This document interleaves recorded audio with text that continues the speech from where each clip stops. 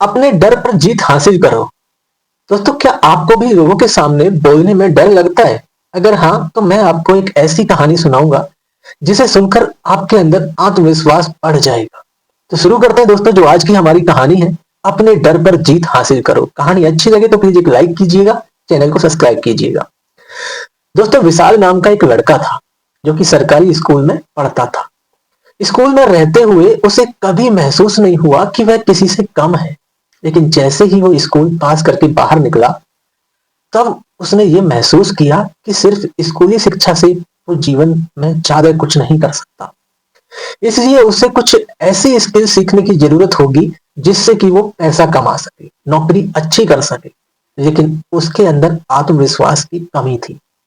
इसलिए दोस्तों उसने सोचा, उसे पहले अपना आत्मविश्वास यानी कि कॉन्फिडेंस बढ़ाना होगा।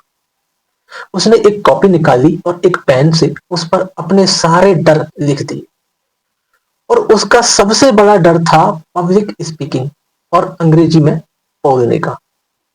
वो ज्यादा किसी से बोल नहीं पाता था।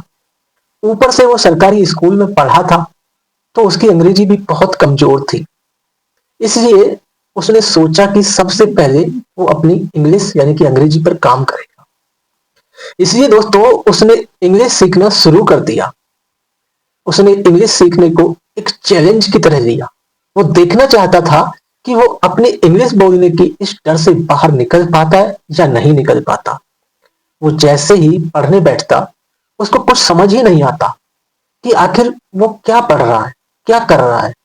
इसलिए उसने यूट्यूब का सहारा लिया और उसमें से देखकर वो इंग्लिश सीखने लगा। दोस्तों धीरे धीरे उससे इंग्लिश के कॉन्सेप्ट क्लियर होने लगे, धीरे धीरे उसको इंग्लिश समझ आने लगी।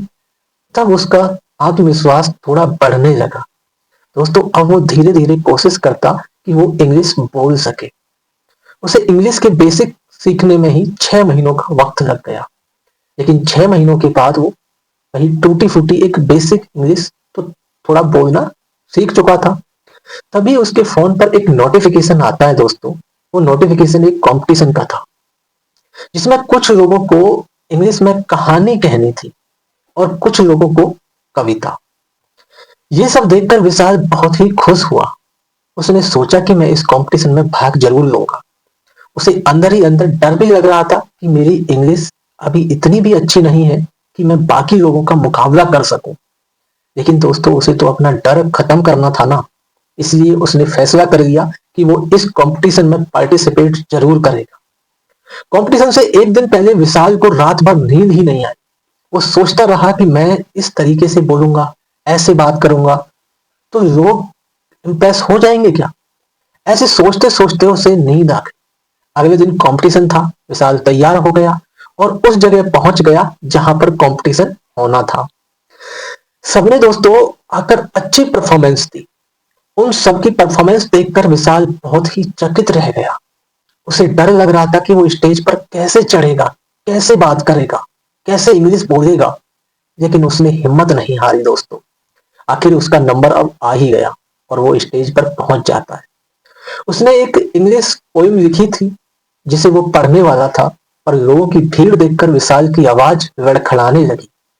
लेकिन उसे जो आता था, गलत सही, वो बोलता गया और उसकी कोशिश को देखते हुए सभी बीच बीच में ताली बजाकर उसका उत्साह बढ़ाने लगे। विशाल ने आव देखा ना ताव, उसने जीतना भी सीखा था। वो बोलता गया। उसने कविता खत्म की और कविता खत्म होते ही लोगों ने जोरदार तालियां बजाई। दोस्तों तभी एक एंकर ने स्टेज पर चढ़कर कहा, तुम तो सच में बहुत बहादुर हो। तुम्हारी हिम्मत देखकर आज हम सबको सीख मिली है कि हमें जो करना है हमें कर देना चाहिए। कभी भी खुद को कम नहीं समझना चाहिए। विशाल ने अपने लिए कभी भी इतने खूबसूरत शब्द नहीं सुने थे। ये सब सुनकर उसकी आंखें नम हो गई। उसने लोगों का शुक्रिया अदा किया और वो स्टेज से उतर गया। दोस्तों अब विशाल सोचने लगा, एक वो दिन था जब मैंने अपने डर पर जीत हासिल करने की सोची थी, और एक आज का दिन है जब मैं इसमें कामयाब हो चुका हूँ। विशाल बहुत खुश हुआ और अब उसके अंदर एक कॉन्फिडेंस अलग ही पैदा हो गया था। अब वो और भी सहज तरीके से अपने दूसरे डरों को खत्म करने की कोशिश में जुट गया। दोस्तों, इस छोटी सी कहानी से हमें बहुत बड़ी सीख मिलती है। व्यक्ति का पूरा जीवन इसलिए ही होता है कि वो अपने छुपे हुए डर को खत्म करता जाए और आगे बढ़ता जाए। डर डर के जीने से क्या रखा है, इससे अच्छा है कि मेहनत करते करते हम खत्म हो जाएं। एक डरा हुआ व्यक्ति कभी जिंदगी में खुलकर नहीं जीता। इसलिए बड़ी बारीकी से अपने जीवन में छुपे हुए डरों को देखिए और उसे कम करने के लिए कोशिश में जुट जाइए। आपने ये लाइन तो सुनी होगी कि जीवन संघर्ष का नाम है। तो फिर अगर हमने अपने जीवन में संघर्ष को ही निकाल दिया जीवन से, तो आप ही बताइए, क्या इसके बिना हम जीवन को जीवन कह सकते हैं? दोस्तों, कहानी अच्छी लगी हो तो प्लीज एक लाइक कीजिएगा, चैनल को सब्सक्राइब कीजिए। मिलते हैं दोस्तों नेक्स्ट कहानी में। Thank you so much.